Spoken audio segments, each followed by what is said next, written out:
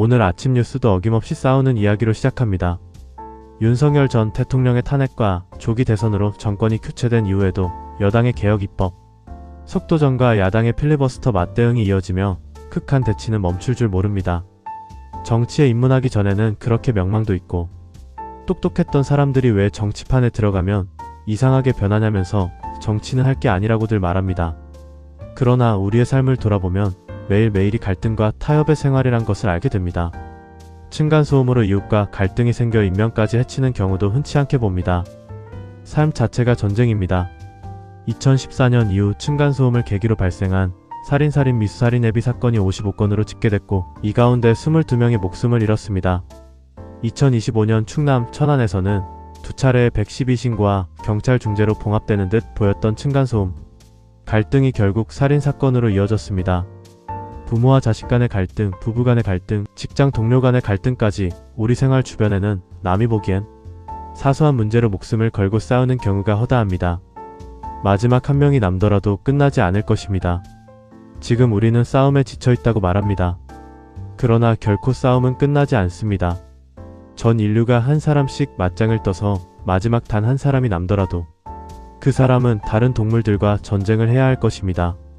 결국 싸움이 끝난다는 것은 승리가 아니라 패배로 끝난다는 논리적 오류에 도달하게 됩니다.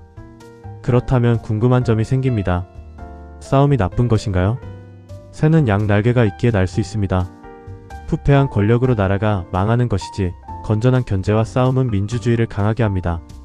조선이 패망한 이유도 당쟁보다는 국가 운영의 폐쇄성 그리고 리더의 통찰력과 결단력 부족이었습니다. 싸움과 경쟁의 차이점은 상대방에 대한 존중이 있는가 여부라고 봅니다. 경쟁은 서로의 자존감을 상하게 하지 않고 결과에 승복하는 게임이지만 싸움은 손자병법과 마키아벨리의 군주론에서처럼 사생결단을 내야 하는 전쟁입니다. 따라서 싸움은 말려야겠지만 경쟁은 독려해야 합니다. 인생은 가위바위보 게임이 아닙니다. 우리는 이분법적 싸움 논리에 길들여져 있습니다. 우리 아니면 남은 적이라는 것이죠. 2025년 대선 기간에 누군가 물어보더군요. 당신은 진보야 보수야? 저는 제 안에서 진보와 보수 둘을 다 보았습니다. 포퓰리즘적 분배는 미래 성장을 가로막을 텐데라는 생각과 소외된 이웃을 외면해선 안 된다는 생각이 함께 공존했습니다. 그래서 둘 다 라고 대답했죠. 2026년은 탄핵 이후의 상처와 갈등을 치유하고 미래로 나아갈 수 있는지를 시험하는 한 해가 될 것입니다.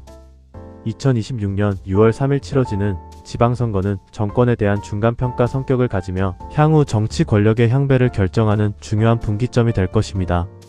정부의 부동산 대책에도 불구하고 집값 폭등이 이어져 청년 세대의 박탈감이 심화될 수 있으며 이는 정치 쟁점화될 가능성이 있습니다. AI 기본법 시행에 따른 사회적 위험에 대한 규제 필요성이 대두될 수 있습니다. 트럼프 2기 행정부 출범에 따라 방위비 분담금 협상, 무역관계 재조정 등 한미관계 재설정이 주요 과제로 부상할 수 있습니다.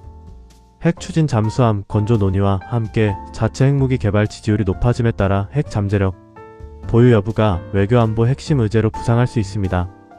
윤석열 내란 특검, 순직 해병 특검, 김건희 국정농단 특검의 1심 선고가 예정되어 있습니다. 저출산, 고령화, AI로 인한 일자리 변화 등이 사회 시스템에 큰 영향을 미치고 있습니다. 고물가, 고금리 현상이 지속되면서 서민 경제에 부담을 주고 있습니다. 기후 변화에 대한 대응이 중요한 사회적 이슈로 부상하고 있습니다. 여러분은 진보와 보수를 무자르듯 나눌 수 있나요?